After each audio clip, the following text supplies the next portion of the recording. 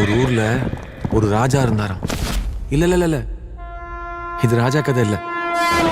ഹൃദയത്തിൽ നിന്നുള്ള കണ്ണീർ നനവില്ലാതെ ഈ ചിത്രം കണ്ടിറങ്ങാനാവില്ല.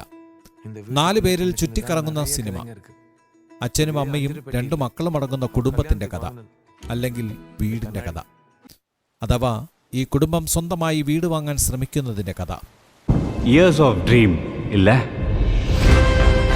എനിക്ക് 34 വർഷം, അപ്പാക്ക് അതുക്കും മേലെ. വേദന, കണ്ണീർ, പുഞ്ചിരി, അങ്ങനെ അങ്ങനെ അങ്ങനെ.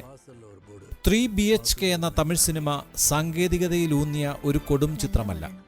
വമ്പൻ ലൊക്കേഷനുകളില്ല, അതിഭീകര സംഘടനകളോ ടെക്നോളജിയോ ഇല്ല. മറിച്ച് ആർദ്രമായ മനസ്സിന്റെ സദാ ടെക്നോളജി മാത്രം. ഒരു 7 ലക്ഷം രൂപ சேர்த்து வச்சிருக்கேன். சார் 7.5 காமெடி பண்றீங்க.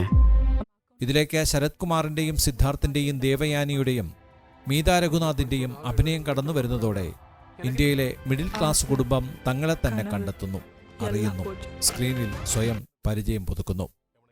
ചെന്നൈ നഗരം, അവിടെ നിലയ്ക്കാത്ത ട്രെയിൻ യാത്ര പോലെ വസുദേവന്റെ കുടുംബജീവിതം. ഒരു വാടക വീട്ടിൽ നിന്ന് മറ്റൊരു വാടക വീട്ടിലേക്ക്. ഇത് അവസാനിപ്പിച്ച് നഗരത്തിൽ സ്വന്തമായൊരു വീടോ ഫ്ളാറ്റോ സ്വന്തമാക്കാനുള്ള ശ്രമമാണ് സിനിമ പറയുന്നത്. കയ്യെത്തും ദൂരത്ത് കടന്നുപോകുന്ന ഈ സ്വപ്നം ഏതൊരു മധ്യവർഗ ഇന്ത്യക്കാരൻ്റെയും സ്വന്തം അനുഭവം കൂടിയാണ്. ഈ കഥയാണ് സിനിമ മുന്നോട്ട് വയ്ക്കുന്നത്. என்னால முடியலன்னா என்ன, பிரபு இருக்கான். Entertainment desk, time we news.